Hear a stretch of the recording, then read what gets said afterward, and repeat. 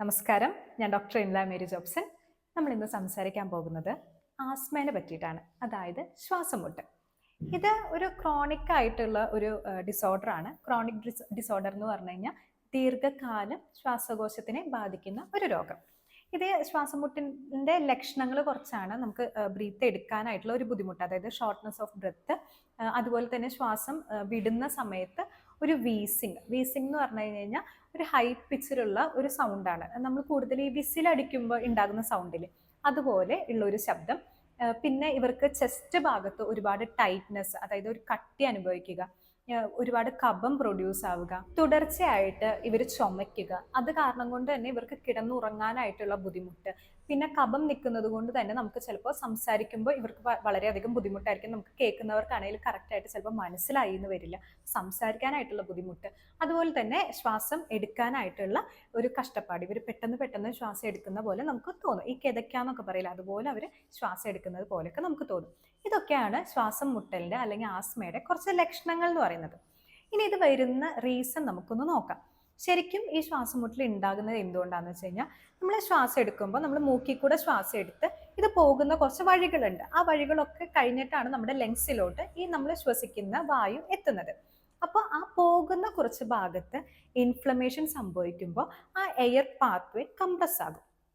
Compress ആവാന്ന് വെച്ച് കഴിഞ്ഞാൽ ചുരുങ്ങുക. അപ്പോൾ പോകുന്ന ആ ഒരു കുഴലുകൾ കാര്യങ്ങളൊക്കെ ചിലപ്പോൾ കഫം നിന്നിട്ടായിരിക്കും, ചിലപ്പോൾ പല അലർജി പ്രശ്നങ്ങൾ കാരണമായിരിക്കും. അപ്പോൾ അവിടെ ഒരു ഇൻഫ്ലമേഷൻ സംഭവിക്കും. ഇൻഫ്ലമേഷൻ സംഭവിക്കുമ്പോൾ ഇതുപോലെ ഉണ്ടായിരുന്ന ആ ഒരു കുഴൽ ഇതുപോലെ കംപ്രസ് ആകും, നാരോ ആകും, ചുരുങ്ങിപ്പോകും. അപ്പോൾ ചുരുങ്ങിപ്പോയി കഴിഞ്ഞാൽ ശ്വാസം എടുക്കാനും പുറത്തോട്ട് വിടാനായിട്ടും അധികം സ്പേസ് കാര്യങ്ങളൊന്നും ഉണ്ടാവില്ല. അപ്പോൾ വരുന്ന കുറച്ച് ബുദ്ധിമുട്ടുകൾ. ഇത് ഞാൻ എളുപ്പത്തിൽ പറഞ്ഞതാണ്, എല്ലാവർക്കും പെട്ടെന്ന് മനസ്സിലാവാൻ വേണ്ടിയിട്ട്.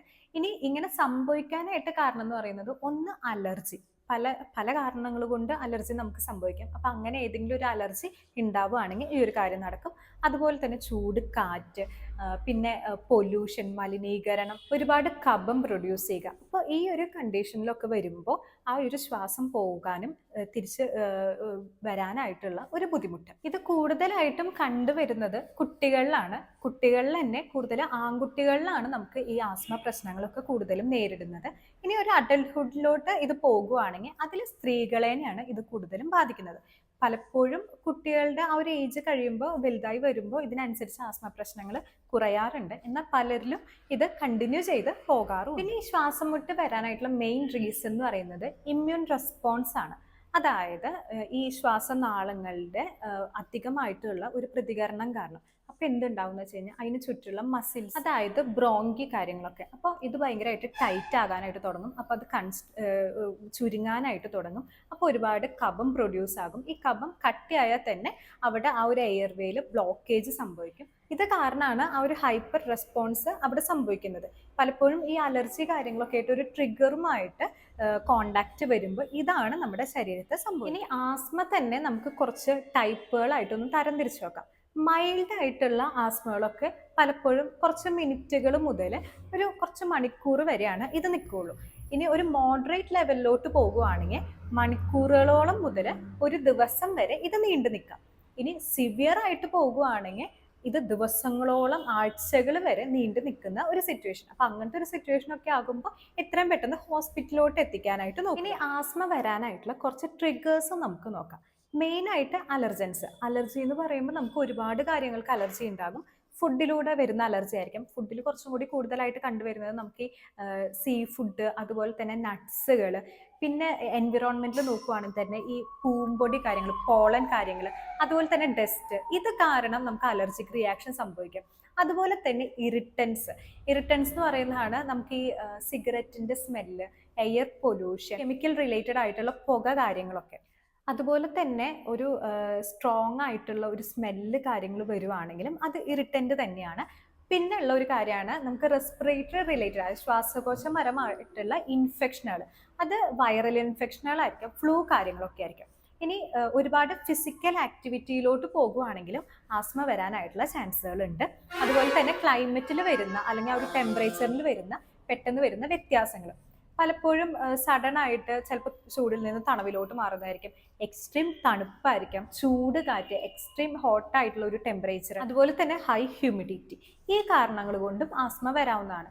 പിന്നെ ഇത് മാത്രമല്ല, ഒരുപാട് സ്ട്രെസ്ഡ് ആയിട്ടിരിക്കുന്ന സാഹചര്യത്തിലും ഇമോഷണലി ഭയങ്കര ലോ ആയിട്ടിരിക്കുന്ന സാഹചര്യത്തിലും ആസ്മ വരാം. ഇനി ആസ്മയിൽ തന്നെ ടൈപ്സ് അല്ലെങ്കിൽ ഇതിൻ്റെ കുറച്ച് ഇനി ആസ്മയിൽ തന്നെ ടൈപ്സ് എടുത്ത് നോക്കുകയാണെങ്കിൽ അലർജിക് ആയിട്ടുള്ള ആസ്മകളുണ്ട്.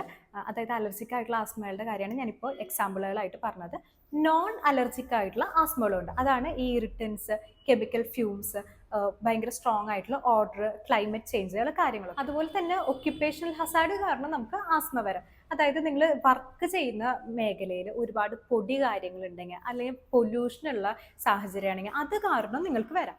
പിന്നെ ചൈൽഡ്ഹുഡ്, അതായത് ജെനറ്റിക്കലി നിങ്ങൾക്ക് പാരൻസിന് ആർക്കെങ്കിലും ഈ ആസ്മ റിലേറ്റഡ് ആയിട്ടുള്ള പ്രശ്നങ്ങൾ ഉണ്ടെങ്കിൽ അത് കാരണം കുട്ടികളിൽ വരാനായിട്ടുള്ള ചാൻസുകൾ കൂടുതലാണ്. പ്രത്യേകിച്ച് 2 പേരൻസിനും ആസ്മ പ്രശ്നങ്ങൾ ഉണ്ടെങ്കിൽ കുട്ടിക്ക് വരാനായിട്ടുള്ള ചാൻസ് വളരെ ഹൈ ആണ്. ഇപ്പം ഈ ആസ്മ പ്രശ്നങ്ങൾ ഉള്ളവരാണെങ്കിൽ അവർക്ക് ചെയ്യാൻ പറ്റുന്ന സിമ്പിൾ ആയിട്ടുള്ള കുറച്ച് കാര്യങ്ങളാണ്. അലർജി ഏതാണോ എന്നുള്ളത് കണ്ടുപിടിച്ച് അത് ഒഴിവാക്കുക. ഈ അലർജി കണ്ടുപിടിക്കാനായിട്ട് നമുക്ക് ഒരുപാട് ടെസ്റ്റുകൾ അവൈലബിൾ ആണ്. പ്രിക് ടെസ്റ്റുകളുണ്ട്, പാച്ച് ടെസ്റ്റുകളുണ്ട്. അപ്പം നിങ്ങൾക്ക് ആ ഒരു ടെസ്റ്റുകൾ നടത്തുകയാണെങ്കിൽ ഏതിനോടാണ് അലർജി എന്നുള്ളത് നമുക്ക് എളുപ്പത്തിൽ കണ്ടുപിടിക്കാനായിട്ട് സാധിക്കും. അപ്പോൾ ആ കാര്യങ്ങൾ മാക്സിമം അവോയ്ഡ് ചെയ്യുക. ഇപ്പം നിങ്ങൾ വർക്ക് ചെയ്യുന്ന സ്ഥലത്ത് ഒരുപാട് പൊടികൾ അല്ലെങ്കിൽ ഇറിറ്റൻസ് കാര്യങ്ങൾ, കെമിക്കൽ റിലേറ്റഡ് ആയിട്ട് ഒരുപാട് സബ്സ്റ്റൻസുകളൊക്കെ ഉള്ളതാണെങ്കിൽ മാക്സിമം മാസ്കുകൾ ഉപയോഗിക്കാനായിട്ട് നോക്കുക. എയർ പ്യൂരിഫയർ യൂസ് ചെയ്യുക. ഇപ്പോൾ വീട്ടിലാണെങ്കിലും പൊടി കാര്യങ്ങൾ മാക്സിമം അവോയ്ഡ് ചെയ്യുക. കറക്റ്റായിട്ട് ക്ലീൻ ആക്കുക. എയർ പ്യൂരിഫയറൊക്കെ യൂസ് ചെയ്യുക. പിന്നെ ഈ ആസ്മ പ്രശ്നം ഉള്ളവരാണെങ്കിലും നന്നായിട്ട് വെള്ളം കുടിക്കാനായിട്ട് നോക്കുക. പിന്നെ ഡെയിലി പ്രാണായാമാസ്, അതുപോലെ തന്നെ ബ്രീത്തിങ് ടെക്നിക്കുകൾ പ്രാക്ടീസ് ചെയ്യുക. ഇത് ആ ഒരു മസിൽസിനെ റിലാക്സ് ആക്കാനായിട്ടാണെങ്കിലും ബാക്കി ആ ഒരു തടസ്സങ്ങൾ മാറ്റിയെടുക്കാനായിട്ടാണെങ്കിലും സഹായിക്കുന്ന ഒരു കാര്യമാണ്. നിങ്ങൾക്ക് കറക്റ്റായിട്ട് ഡെയിലി പ്രാണായാമാസ് അല്ലെങ്കിൽ ബ്രീത്തിങ് ടെക്നിക്കുകൾ പ്രാക്ടീസ് ചെയ്യുകയാണെങ്കിൽ അതിനനുസരിച്ച് നിങ്ങളുടെ ശരീരത്തിൽ വ്യത്യാസം ഉണ്ടാകും. ഇന്നും വെച്ച് അപ്പം തന്നെ ഗൂഗിളിൽ കാണുന്ന എല്ലാ പ്രാണായാമകളും അല്ലെങ്കിൽ ബ്രീത്തിങ് ടെക്നിക്കുകളും പ്രാക്ടീസ് ചെയ്യാനല്ല.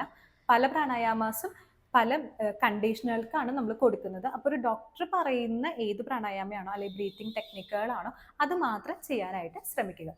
പിന്നെ ഉള്ള ഒരു കാര്യമാണ്, നിങ്ങൾക്ക് ഒരു ആസ്മയുടെ ഒരു അറ്റാക്ക് വരുന്ന സമയത്ത് അല്ലെങ്കിൽ ആസ്മ ഉള്ള ടൈമിൽ കൂടുതലും സ്റ്റീം ഇൻഹലേഷൻ എടുക്കാനായിട്ട് ശ്രമിക്കുക. അതായത് ആവി പിടിക്കാനായിട്ട് ശ്രമിക്കുക. അത് ആ ഒരു കഫത്തിനെ ഒന്ന് ലൂസാക്കാനായിട്ടാണെങ്കിലും പെട്ടെന്ന് ഇത് നമുക്ക് പുറത്തോട്ട് കളയാനായിട്ടാണെങ്കിലും ഹെൽപ്പ് ചെയ്യും. അതുപോലെ തന്നെ ഹോട്ട് കംപ്രസ്, പ്രത്യേകിച്ച് നിങ്ങളുടെ നെഞ്ച് ഭാഗത്ത് വെക്കുകയാണെങ്കിൽ അതും ആ ഒരു ടൈറ്റ്നസ് കാര്യങ്ങൾ ഒന്ന് റിലാക്സ് ആകാനായിട്ടാണെങ്കിലും നിങ്ങൾ ആ സമയത്ത് അനുഭവിക്കുന്ന ആ ഒരു കുറച്ച് പ്രശ്നങ്ങൾ ഒന്ന് കുറയ്ക്കാനായിട്ടും അത് ഹെൽപ്പ് ചെയ്യും. അതുപോലെ തന്നെ ചെസ്റ്റ് ഭാഗത്ത് ചെറിയൊരു മസാജ് കാര്യങ്ങൾ കൊടുക്കുക. നമ്മൾ ഈ മസാജ് ചെയ്യുമ്പോഴാണെങ്കിലും അവിടെ ഒരു ഹീറ്റ് പ്രൊഡ്യൂസ് ആകും. അതാണെങ്കിലും ഈ കഫം കാര്യങ്ങൾ, ഈ കാര്യങ്ങളൊക്കെ ലക്ഷണങ്ങളൊന്ന് കുറയ്ക്കാനായിട്ട് ഹെൽപ്പ് ചെയ്യുന്ന കുറച്ച് കാര്യങ്ങളാണ്. ഒരുപാട് അമർത്തി ചെയ്യാനല്ല പറയുന്നത്. പിന്നെ അതുപോലെ തന്നെ ഫുഡ് നല്ല പോലെ നോക്കുക. ഒരു ഹെൽത്തി ആയിട്ടുള്ള ഡയറ്റ് ഫോളോ ചെയ്യുക. അതുപോലെ തന്നെ നിങ്ങളുടെ വെയിറ്റ് കറക്റ്റായിട്ട് മാനേജ് ചെയ്യുക.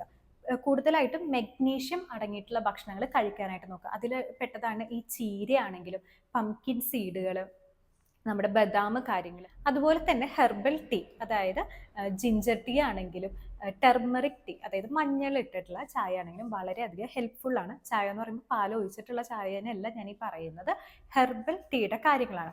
അപ്പോൾ അതിലാണെങ്കിലും ഇത് കുറയ്ക്കാനായിട്ടുള്ള കുറച്ച് ആക്റ്റീവ് കണ്ടന്റുകളുണ്ട്. അത് കുടിച്ചാലും നിങ്ങൾക്ക് കുറച്ച് നേരത്തേക്ക് ഒരു റിലാക്സ് ആയിട്ടുള്ള ഫീൽ നിങ്ങൾക്ക് കിട്ടും. ആ ഒരു ലക്ഷണങ്ങളൊക്കെ നമുക്കൊന്ന് കുറയ്ക്കാനായിട്ടും സാധിക്കും. പിന്നെ ഒഴിവാക്കേണ്ട കുറച്ച് കാര്യങ്ങളാണ് ഈ പുകവലി കാര്യങ്ങളൊക്കെ നിങ്ങൾ ഉള്ളവരാണെങ്കിൽ അത് മാക്സിമം ഒഴിവാക്കുക. പ്രത്യേകിച്ച് ആ ഒരു സിഗരറ്റിൻ്റെ സ്മെല്ലുകൾ ഉള്ളിടത്തേക്ക് പോകാതിരിക്കുക. അതുപോലെ തന്നെ സ്ട്രെസ് ഉള്ളവരാണെങ്കിൽ മാക്സിമം സ്ട്രെസ് അവോയ്ഡ് ചെയ്യുക. നമുക്ക് സ്ട്രെസ് അവോയ്ഡ് ചെയ്ത് റിലാക്സ് ആകാനായിട്ട് ഒരുപാട് ടെക്നിക്കുകളുണ്ട്. യോഗയാണെങ്കിലും മെഡിറ്റേഷനുകളാണെങ്കിലും റിലാക്സേഷൻ ടെക്നിക്കുകളാണെങ്കിലും ഇതിന് വളരെയധികം ഹെൽപ്പ് ചെയ്യുന്ന കുറച്ച് കാര്യങ്ങളാണ്. അപ്പോൾ ഇതൊക്കെ ഒന്ന് നിങ്ങൾ പരീക്ഷിച്ച് നോക്കുക. ഒരുപാട് ആസ്മ പ്രശ്നങ്ങൾ ഉള്ളവരാണെങ്കിൽ ഒരു ഡോക്ടറിനെ കണ്ട് കറക്റ്റായിട്ട് ട്രീറ്റ്മെൻറ്റുകൾ എടുക്കുക. ആസ്മ മാത്രമല്ല, ഏതൊരു കണ്ടീഷൻ രോഗങ്ങൾ നിങ്ങൾക്ക് ഉള്ളവരാണെങ്കിലും താഴെ കാണുന്ന നമ്പറിലേക്ക് കോൺടാക്റ്റ് ചെയ്ത് കൺസൾട്ടേഷൻ എടുക്കാവുന്നതാണ്. അപ്പോൾ ഇതുപോലത്തെ ഇൻഫർമേറ്റീവ് ആയിട്ടുള്ള നിങ്ങൾക്ക് വളരെ ഹെൽപ്ഫുൾ ആയിട്ടുള്ള വീഡിയോസുമായിട്ട് ഞാൻ ഇനിയും വരാം. This is doctor Inla Mary Jobson signing of.